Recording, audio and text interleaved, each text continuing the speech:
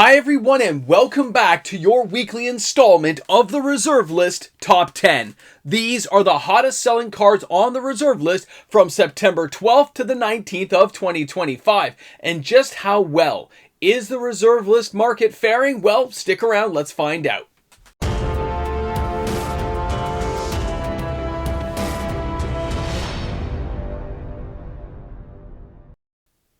I'm MTG Moxman, and thanks again for stopping by my channel for a little bit of Reserve List wholesome fun. A reminder before we get today's video started that if you're shopping for any of these amazing Reserve List cards, you can use TCG Player and of course use my affiliate link found in the description of all these videos. Let's dive into the number 10 card. Here we have Mox Diamond from Stronghold. Now, Mox Diamond is, of course, one of the Mox, and it is not considered a Power 9 card, but its playability factor has increased by tenfold over the last decade. Commander has become a primary format for this card, and the 20 sales this week represents $15,000 of sales action because this card has had tremendous gains in the last couple of years, most of them happening here in 2025.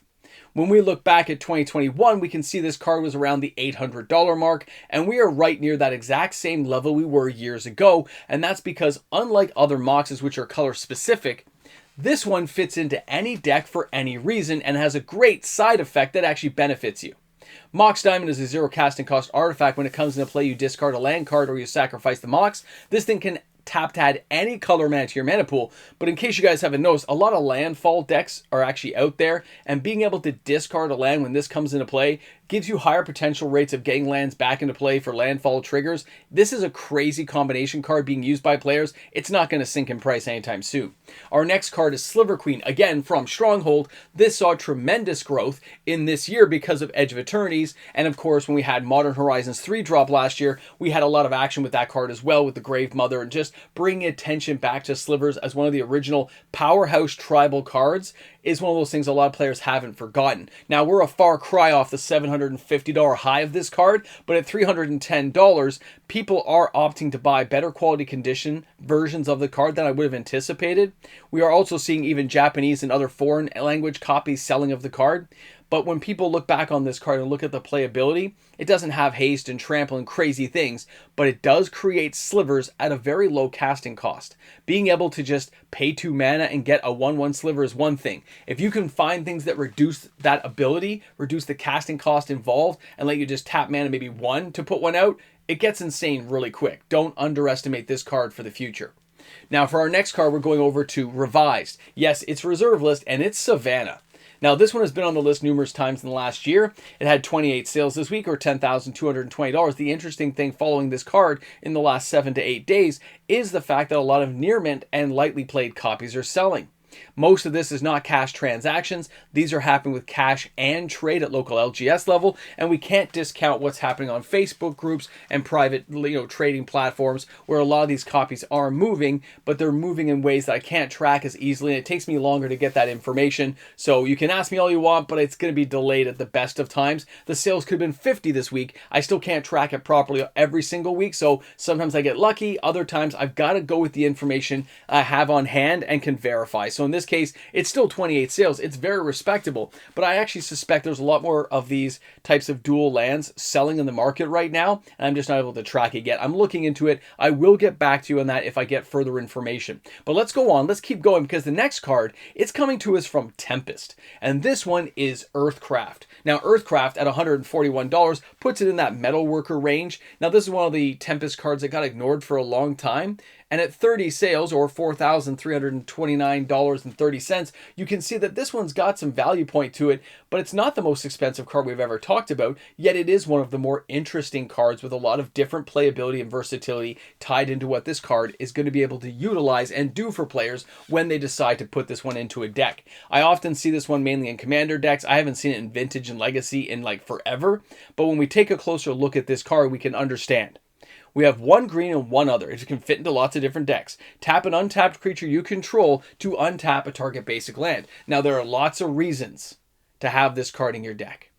When you look at what this is going to do with creatures that you couldn't tap for mana, and now you can, you've got a low casting cost version of a Candelabra of Tawnos that will get you, a specific land type, wherever you can untap, but it's still pretty powerful. Now, our next card is Yavimaya Hollow from Urza's Destiny. Now, of course, remember these things in foil are still $500 plus, but remember how hard a foil was to get of anything that was the original foiling set. This thing is so underpriced right now, it's insane. If you can afford a foil one, I mean, look at the surge foil costs nowadays from Final Fantasy, you'll see what I mean. This thing had a high of around $200. Right now in the average market space, it's between $60 and $75, depending on what condition you're looking for. Yavimaya Hollow, though, is often underrated because people don't think about it as a perfect card for your commander deck, but the fact it can regenerate and save your creature unless they have an exile effect or something that removes it from the battlefield, being able to just walk through destroyed options is crazy, being able to save your creature, and it doesn't come into play tapped. You can regenerate this thing and just make it great, but you can also tap it for colorless mana as soon as it drops into the battlefield, meaning you're not getting any major drawbacks from adding this into your deck, and it can fit into a lot of different colored decks.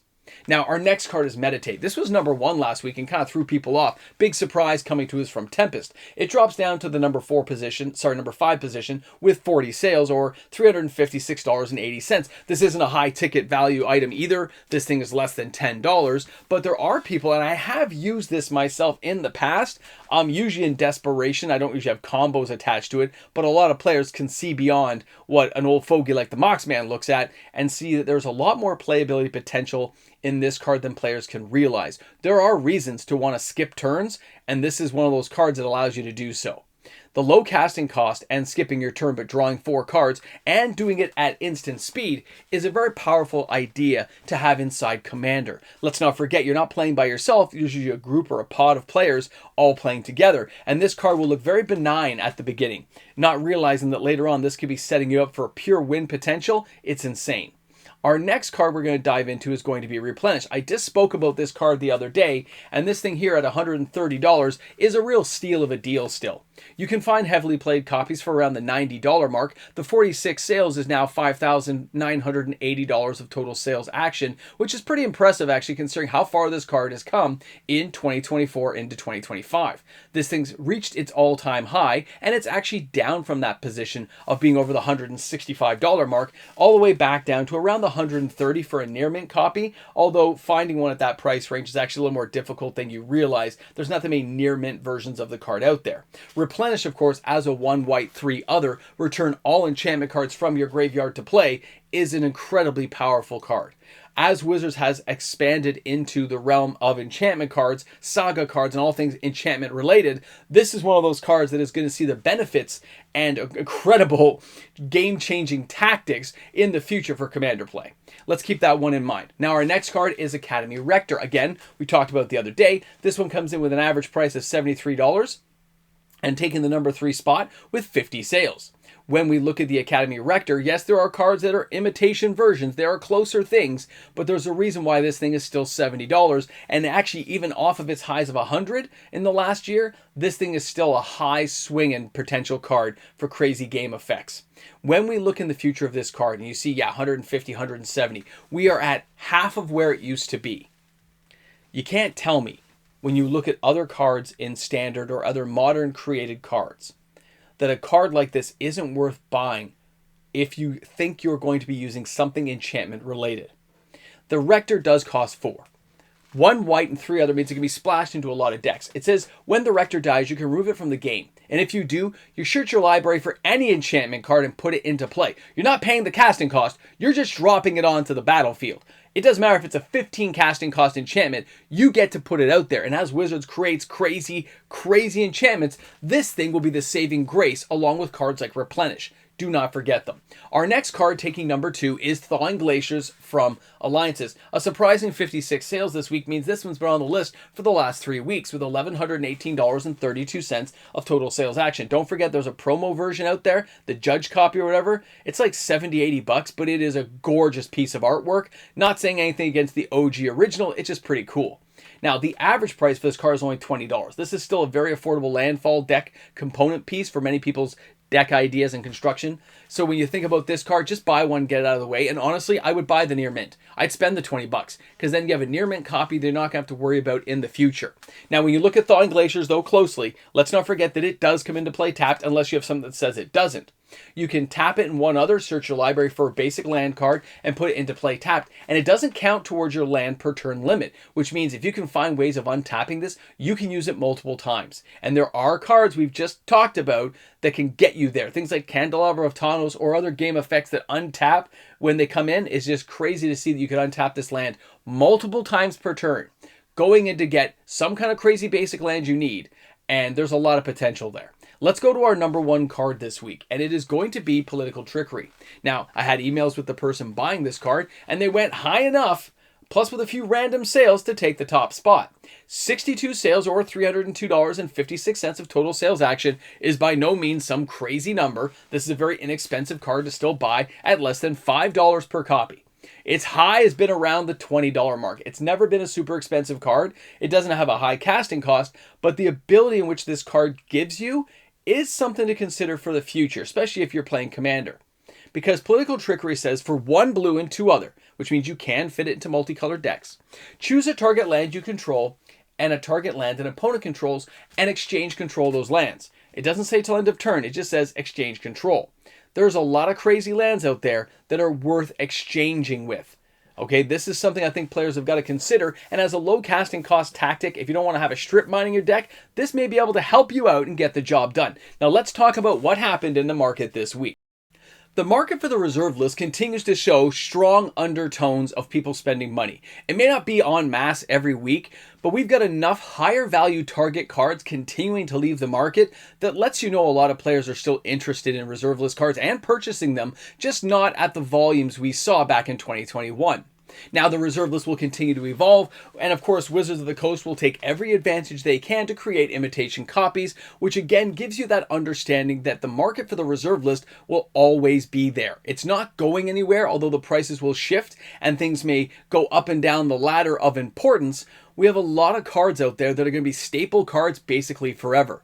Now, we may not see a lot of Power 9 cards moving in the open active market, although it does happen sometimes, but the lower to mid-tier reserve list cards that are the $80 to $400 to $500 mark cards seem to be moving a lot more often than not, and there's a lot of players interested. Now, these are usually for Commander.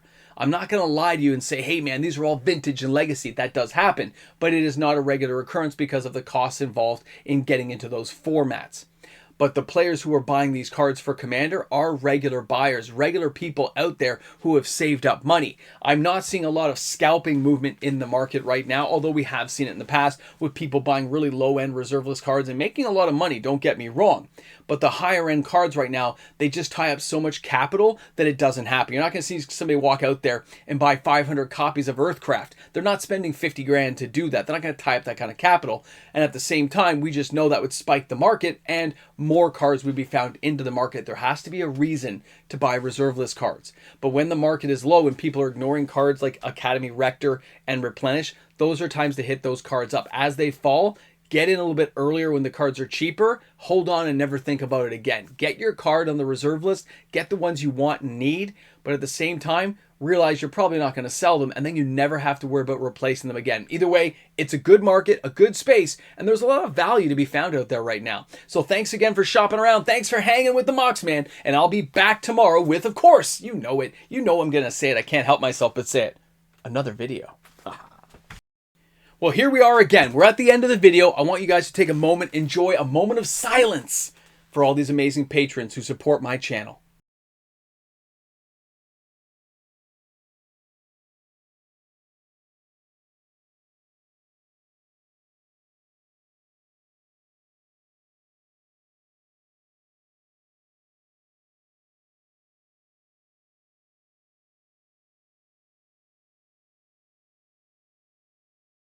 Now, I would love to give you guys a big ramble-jamble with a coffee filled, just wiping my beard schlogging. But we're going to get down to brass tacks. There's lots of good reserve list cards that are very underpriced. There's lots here that are the sub $20 level that people should be looking at. They should be looking at them because of the future gameplay of where these cards could go. Nothing throws a wrench into somebody's plans better than having some card they've never seen before. That should be on a shirt, shouldn't it? Ramble Jamble!